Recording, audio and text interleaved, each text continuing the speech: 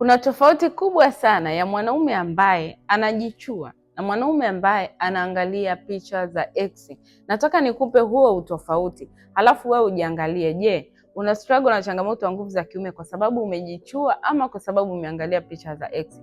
Anayejichua kwanza anaathiri uwezo wa nguvu zake za kiume direct kabisa, lakini pia anaathiri uwezo wa mbegu zake za kiume. Zinaweza zikawa nyepesi ama zikapungua kiwango kabisa cha uzalishwaji wa mbegu. Lakini yule ambaye anaangalia picha za ex direct anaharibu saikolojia yake. Ni ngumu sana yule mwanaume kuweza kusimamisha maumbile asubuhi, ni ngumu sana kuwa na hamu ya kushiriki tendo la ndoa. Na ile hamu ikiwepo ni pale ambapo anaangalia kwanza picha za ex, alafu ndo anakuwa na hamu ya tendo la ndoa. Usio mwanaume wa design hiyo. Na kama uko katika kundi moja kati ya haya mawili ambayo nimeyataja hapo, jua uko hatarini.